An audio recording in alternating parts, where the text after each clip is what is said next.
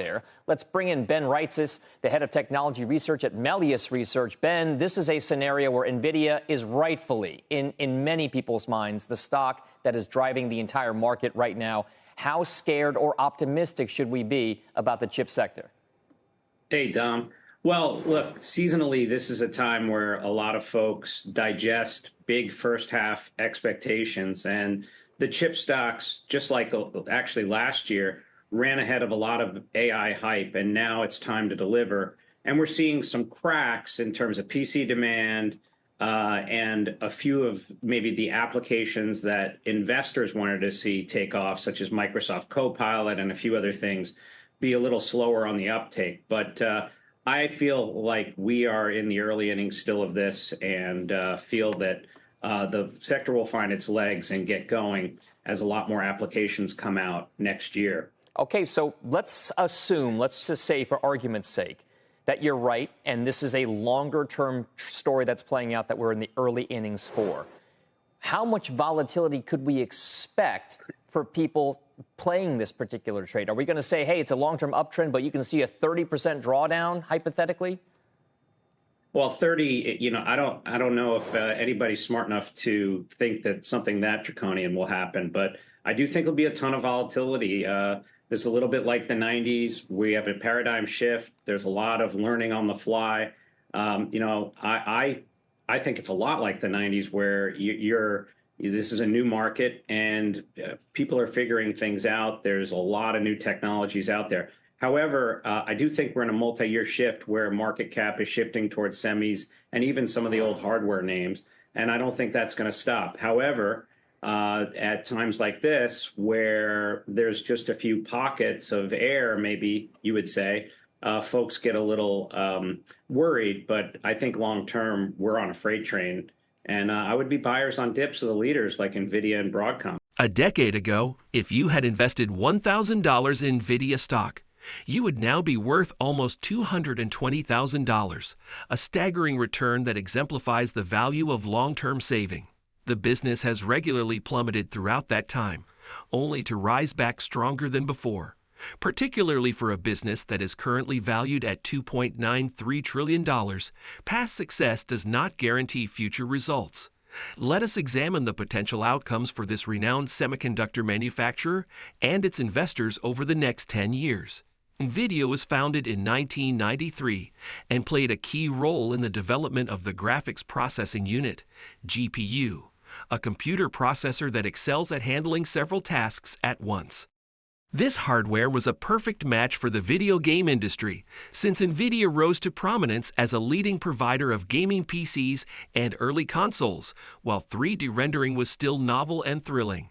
By the 2010s and beyond, mining cryptocurrencies had become a new application for GPUs, which drove up demand and even created shortages of many of Nvidia's cutting-edge consumer-oriented products. Following COVID, demand for mining and gaming plummeted, causing a serious downturn for the corporation. Nonetheless, the company found new life after the release of ChatGPT by OpenAI in late 2022. And now its once core operations are eclipsed by its data center section.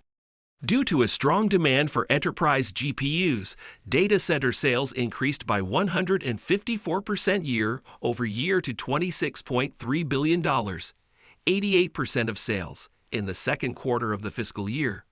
With only 16% growth, the gaming and PC segment reached $2.9 billion, 10% of sales.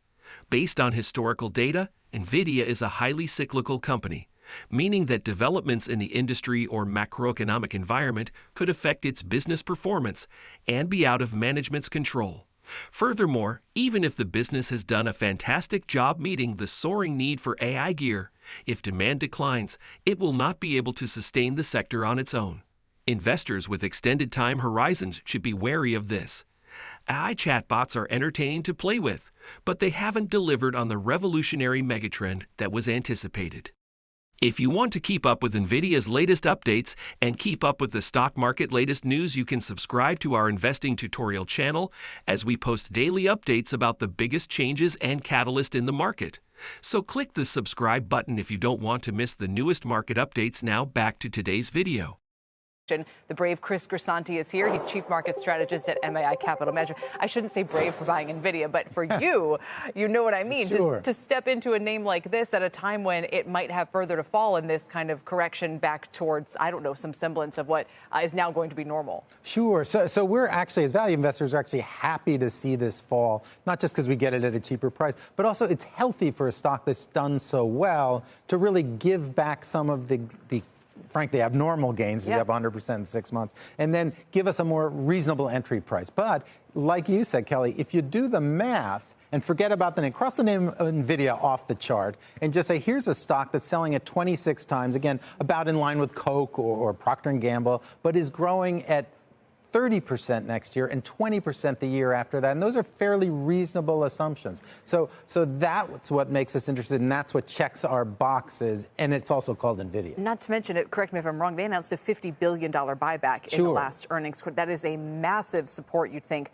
to the name. But even those 20 to 30% growth estimates, you'd think easy for them to achieve at this point. But what if we have some kind of economic pullback combined with a reset after people have been ordering so many of these chips and maybe think, okay, I've stockpiled and now I don't I guess I'm not so afraid of that because they're not selling to consumers. This isn't Amazon. They're selling to Microsoft and Amazon AWS because these are businesses that are building out AI infrastructures that are huge. Stockpiling it, are they not? Right, they're stockpiling, but they can afford, even if the economy goes south, they have long-term plans and they have the cash to continue to fund it. What I would be worried about, like Seema was saying, was possible competitors, but we really don't see that yet. And I also totally agree that this antitrust thing, which is driving the stock today, is an opportunity because it won't be settled. It'd be like talking about the iPod today, that there was a case 15 years ago about that's what's going to happen. So on the valuation piece of this, 26 times tells you that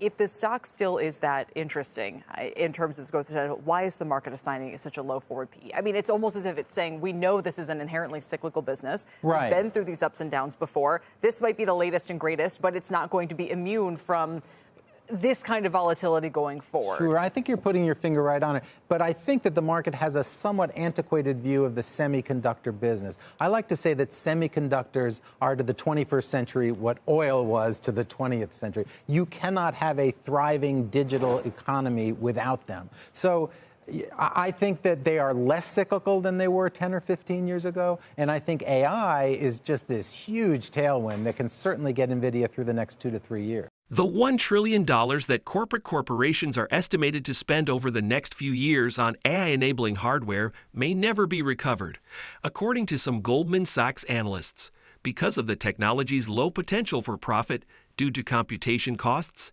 and competition from free open-source models. The management of Nvidia disagrees. CFO Colette Kress asserts that for every $1 invested in Nvidia hardware now, cloud providers may make $5 over the next 4 years. These business clients are still mostly in the infrastructure sector of the market. Nevertheless, the true difficulty will be making money off of consumer-facing AI software, which must be profitable in order to maintain the need for infrastructure and supporting gear. The excitement surrounding generative AI may eventually subside, similar to Nvidia's previous boom cycles in gaming and cryptocurrencies, despite the fact that the future remains unpredictable. GPUs are a very flexible technology platform, which is fantastic news. New use cases are already being discovered by them. As the technology advances over the next 10 years, investors could expect to see Nvidia grow into highly synergistic industries, including augmented reality, warehouse robotics, and self-driving automobiles. Like it did with generative AI, the firm may be able to dominate these new prospects thanks to its strong brand loyalty, which is fueled by innovative software solutions like TUDA. Considering its triple-digit growth rate, Nvidia's stock, valued at 43 times forward profits, is not pricey from a valuation standpoint. Nonetheless, this discount should indicate to investors that the market is losing faith in Nvidia's ability to sustain current growth rates. Traders might want to hold off on buying the stock until the AI bubble perhaps bursts. The year of artificial intelligence is 2024. Wall Street's status quo has been upended by revolutionary new technology, which has managed to divert investors' focus from the state of the economy to a select group of companies that stand to gain from the massive projected enterprise spending on accelerated computing and related industries.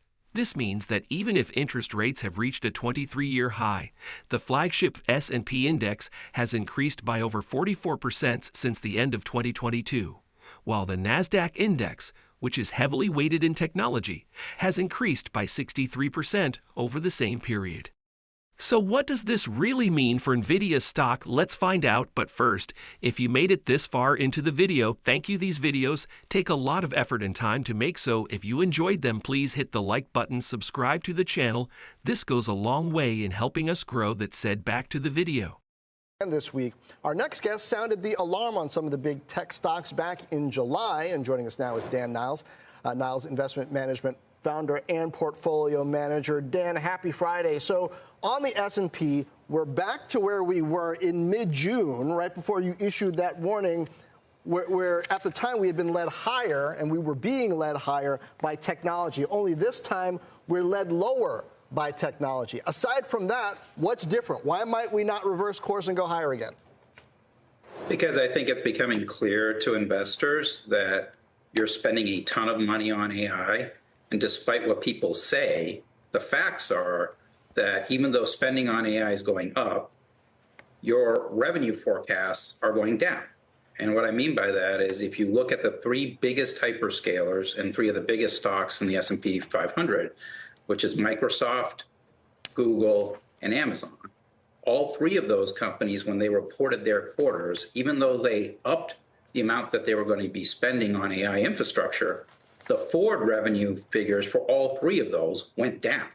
So at a certain point, John, you're spending a lot of money, but you're going to want to see a return. And by the way, we saw this already post-COVID, where if you remember during COVID, and NVIDIA is going to come up, so I might as well bring it up. NVIDIA went from negative year-over-year revenue growth before COVID. COVID hit. Revenue growth then in early 2022 went to up over 80% year over year. Then, as you probably remember, there was this COVID hangover. Demand started to slow down. Those three big hyperscalers started to slow their spending, and NVIDIA's revenues by the end of 2022 went from up over 80% to down over 20%. Mm-hmm. And the stock went down 66% as you went through that digestion phase. Autonomous driving is one application of artificial intelligence technology.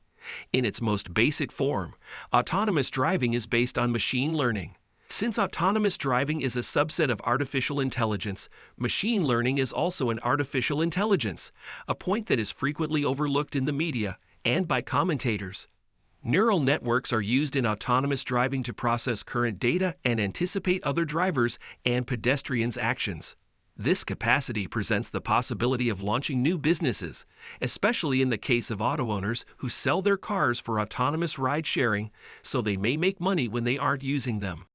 Based on statistics like the German passenger car fleet, which consists of 50 million vehicles that are parked 95% of the time and provides 250 million seats to meet the needs of the entire population for mobility, McKinsey estimates that revenue from autonomous ride-sharing fleet vehicles, such as robotaxis and robo-shuttles, could reach $400 billion by 2030. The industry leader in artificial intelligence chip design is Nvidia.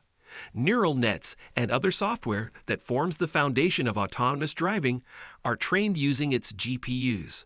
Through its Derive AGX platform, which enables autonomous vehicles to handle data from cameras, radars, and other sensors, Nvidia also meets the needs of the auto sector.